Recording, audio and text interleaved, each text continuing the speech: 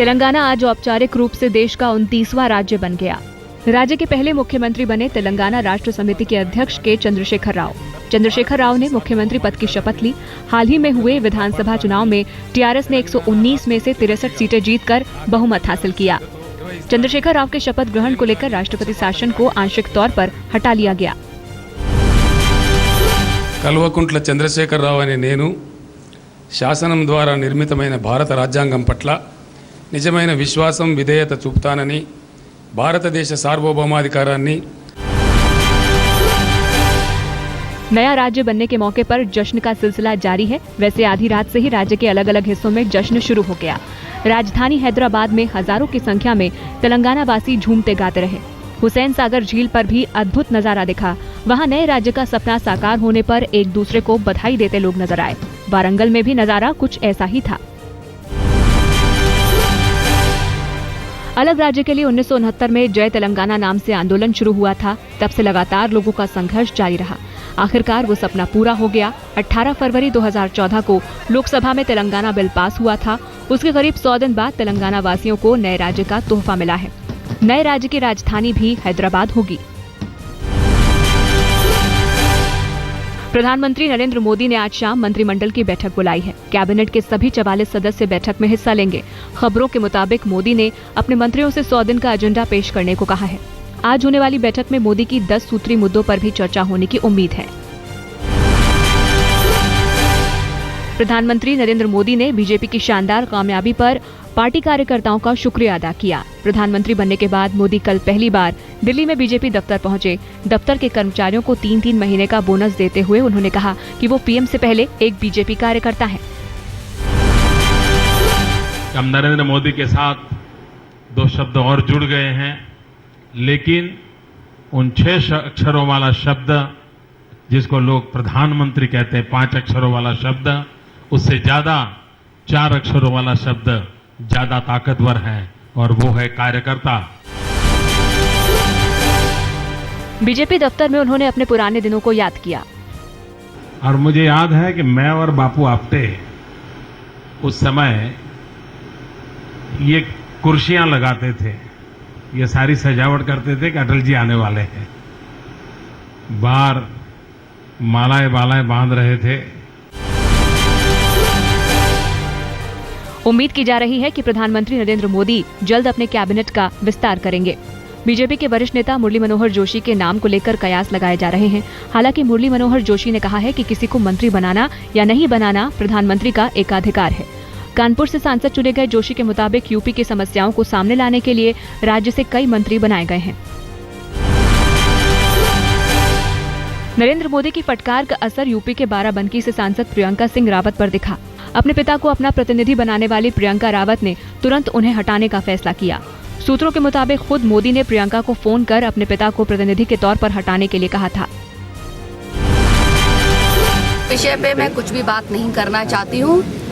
वो हमारे प्रधानमंत्री जी हैं, उनकी जब भी इच्छा होगी क्षेत्र के बारे में पूछने की, वो उनका आदेश जो होगा वो सर्वोपरि हमारे लिए होगा। ये हमारे और उनके बीच की बात है।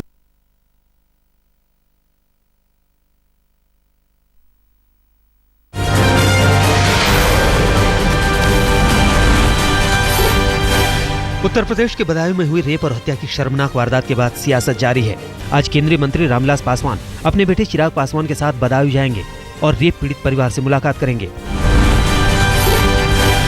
कल बीएसपी सुप्रीमो मायावती और लोकसभा की पूर्व अध्यक्ष मीरा कुमार ने भी पीड़ित परिवार से मुलाकात की। इस दौरान मायावती ने समाजवादी पार्टी सरकार पर जमकर निशाना साधा।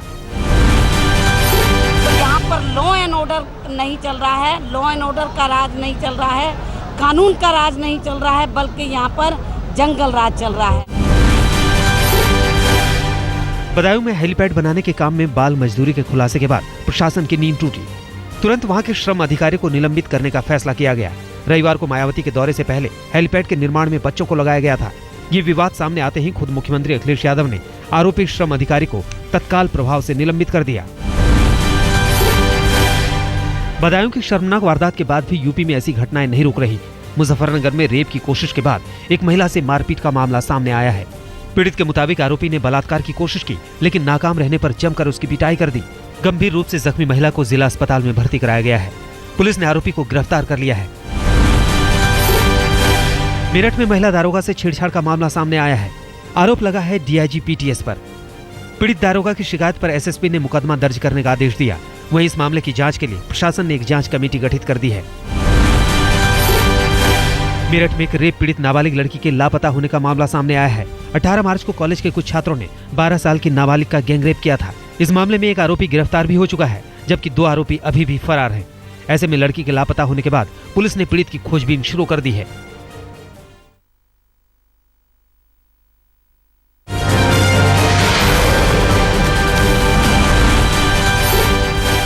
महाराष्ट्र विधानसभा का मानसून सत्र आज से शुरू हो रहा है। लोकसभा चुनाव के बाद विधानसभा का यह पहला सत्र है। ऐसे में सत्र के हंगामेदार होने की उम्मीद है। विपक्ष का आरोप है कि कांग्रेस एनसीपी वाली सरकार भरोसा खो चुकी है। लोकसभा चुनाव में सत्ताधारी गठबंधन की करारी हार हुई है। ऐसे में विपक्ष कड़ा रुख अख्तियार किए हुए है। आज पहले दिन पृथ्वीराज चौहान सरकार में 2 नए मंत्री शामिल किए जाएंगे। कल मुंबई में शिवसेना ने विजय रैली का आयोजन किया। लोकसभा में शानदार कामयाबी के बाद शिवसेना की ये पहली रैली थी। इस मौके पर पार्टी अध्यक्ष उद्धव ठाकरे ने कहा कि बाला साहब ठाकरे का सपना अभी पूरा नहीं हुआ है।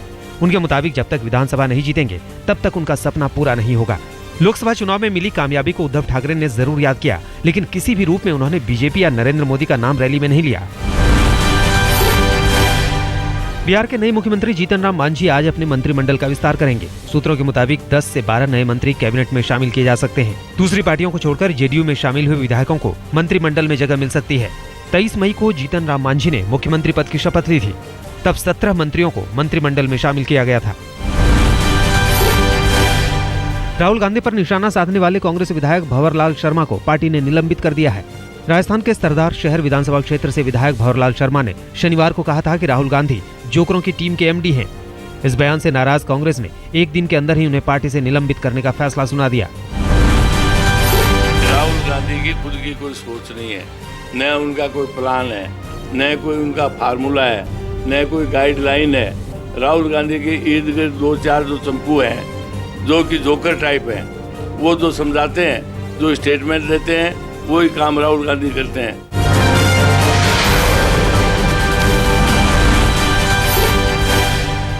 उज्जैन के महाकाल मंदिर परिसर में दर्दनाक हादसा हुआ। परिसर में एक पेड़ गिरने से उसकी चपेट में आकर 2 बच्चों की मौत हो गई। रात करीब 10:30 बजे शयन आरती के वक्त यह हादसा हुआ। पेड़ के नीचे खेल रहे 3 बच्चे दब गए। अस्पताल ले जाते समय उनमें से 2 बच्चों ने दम तोड़ दिया। एक की हालत गंभीर है। दिल्ली के सदर बाजार इलाके में एक इमारत ढह गई। इमारत के मलबे में दबकर 3 लोगों की मौत हो गई। बताया जाता है कि दूसरी मंजिल पर अवैध तरीके से काम चल रहा था। हादसे के बाद एमसीडी ने तुरंत 2 इंजीनियर्स को सस्पेंड कर दिया और जांच के आदेश दे दिए। साथ ही मालिक और ठेकेदार पर केस दर्ज कर लिया गया है।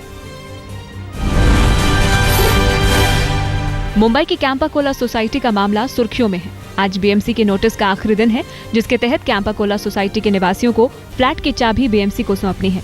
26 मई को बीएमसी ने नोटिस जारी किया था। वहीं कैंपा कोला सोसाइटी के लोगों ने सुप्रीम कोर्ट में एक नई याचिका दायर की है, जिस पर 3 जून को सुनवाई होगी। 85 साल की हो गई डेक्कन क्वीन ट्रेन। इस खास मौके पर कल पुणे में खास समारोह का आयोजन किया गया। समारोह की मुख्य अतिथि थी पूर्व राष्ट्रपति प्रतिभा पाटिल। मुंबई से पुणे के बीच चलने वाली डेक्कन क्वीन ट्रेन 1 जून 1929 को पहली बार चलाई गई थी। पानी के लिए तरसते राजस्थान में अब एटीएम के जरिए पानी बांटा जा रहा है। ये नायाब फॉर्मूला अपनाया गया है बाड़मेर में, जहां प्रशासन की मदद से एटीएम के जरिए 24 घंटे पानी सप्लाई की जा रही है। लोगों को 20 लीटर शुद्ध पानी के लिए 5 रुपए देने पड़ते हैं। ग्रामीणों को इसके लिए 50 रुपए देकर एटीएम कार्ड लेना होगा। उसी कार्ड से एटीएम से पानी मिलेगा।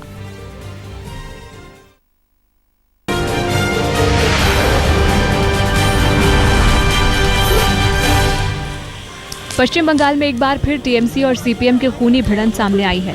मामला बर्दवान जिले का है। आरोप है कि मालकेता गांव में टीएमसी के विजय जुलूस पर सीपीएम कार्यकर्ताओं ने हमला कर दिया। जवाब में टीएमसी कार्यकर्ताओं ने सीपीएम समर्थकों के घरों में जाकर उनकी पिटाई की और 15 से ज्यादा घरों में तोड़फोड़ कर उन्हें आग के हवाले भी कर दिया। आपसी भिड़ंत में 6 लोग जख्मी हो गए। देर रात तक गाँव में यह हिंसा जारी रही। पूर्वी दिल्ली के गीता कॉलोनी में 8 लड़कों ने एक छात्रा का गैंगरेप किया। बताया जाता है कि पीड़ित छात्रा के पड़ोस में रहने वाले लड़कों ने वारदात को अंजाम दिया और एमएमएस बना लिया। फिर घर वालों को नहीं बताने के लिए छात्रा को धमकी भी दे डाली। मामला सामने आने के बाद पुलिस ने छात्रा का मेडिकल टेस्ट कराया और 8 लड़कों के खिलाफ केस दर्ज कर लिया। आरोपियों में से एक गिरफ्तार हो चुका है।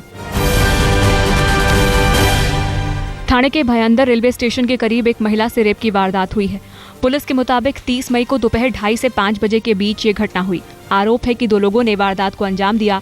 रविवार देर शाम तक पुलिस ने एक आरोपी को गिरफ्तार कर लिया, जबकि दूसरा आरोपी फरार है। यूपी के मुजफ्फरनगर में छेड़खानी का विरोध करने पर मनचले ने लड़की पर हमला कर दिया। बताया जाता है कि लंबे समय से आरोपी लड़की को परेशान कर रहा था। हमेशा की तरह इस बार भी आरोपी ने लड़की से बदसलूकी की, लेकिन जैसे ही उसने विरोध किया, आरोपी ने तमंचे से लड़की पर फायरिंग कर दी।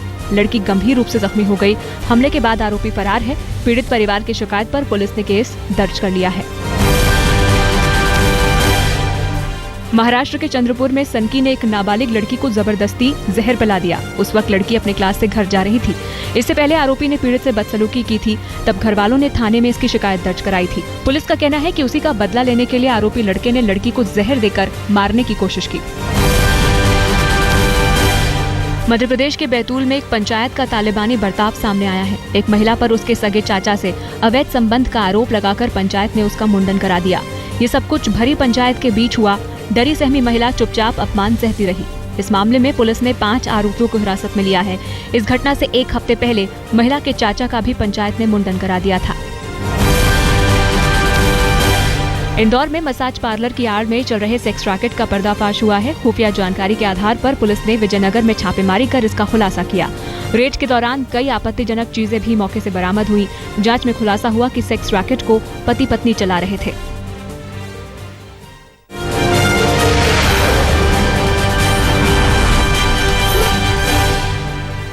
IPL 7 के खिताबी भिड़ंत में एक बार फिर किंग खान के खिलाड़ियों ने बाजी मार दी। बेंगलोर के फाइनल मुकाबले में वीर की जीत हो गई, ज़ारा हार गई। कोलकाता नाइट राइडर्स ने रोमांचक मुकाबले में किंग्स 11 पंजाब को 3 विकेट से मात दे दी। गौतम गंभीर की कप्तानी में शाहरुख के लड़ाकों ने दूसरी बार कप पर कब्जा कर लिया। सुपर संडे के सुपर मुकाबले में गौतम गंभीर ने टॉस जीता और पहले गेंदबाजी का फैसला किया। किंग्स 11 पंजाब के खिलाड़ियों ने बल्लेबाजी करते हुए जीत के लिए कोलकाता को 200 रनों का लक्ष्य दिया। जवाब में कोलकाता के खिलाड़ियों ने धुआंधार बल्लेबाजी शुरू कर दी। सबसे अहम योगदान रहा मनीष पांडे का, जिन्होंने 50 गेंदों में ताबड़तोड़ 94 रन बनाकर टीम को मजबूती दे दी। उन्होंने अपनी पारी में 7 चौके और 6 छक्के लगाए। यूसुफ पठान ने भी क्रिकेट प्रेमियों का दिल जीत लिया। उन्होंने 36 रन बनाए। पंजाब की ओर से करणवीर ने 4 ओवर में 54 रन देकर 4 विकेट झटके और सबसे सफल गेंदबाज रहे। पंजाब की ओर से सबसे अधिक विकेटकीपर रिद्धिमान साहा ने 55 गेंदों पर 115 रन बनाए। शुरुआती ओवरों में गेंदबाजों के कहर से टीम को बाहर निकालने वाले रिद्धिमान ने सभी गेंदबाजों की धुनाई की और महज 49 गेंदों में 8 चौके और 8 छक्के की मदद से शतक जड़ दिया। रिद्धिमान के अलावा मनन वोहरा ने पंजाब को मजबूत स्कोर देने में मदद किया। मनन ने 52 गेंदों पर 67 रन बनाए। कोलकाता नाइट राइडर्स के हीरो रहे मनीष पांडे को मैन ऑफ द मैच का खिताब मिला। वहीं रॉबिन उथप्पा ने ऑरेंज कैप पर कब्जा जमाया। चेन्नई सुपर किंग्स के मोहित शर्मा को पर्पल कैप मिला। नाइट राइडर्स की शानदार जीत के साथ ही कोलकाता जश्न में डूब गया। शाहरुख की टीम के लिए कोलकाता जमकर झूमा। इस शानदार जीत के लिए पश्चिम बंगाल की मुख्यमंत्री ममता बनर्जी ने भी शाहरुख खान की टीम को बधाई दी। अपने फेसबुक पर ममता बनर्जी ने लिखा, KKR बधाई,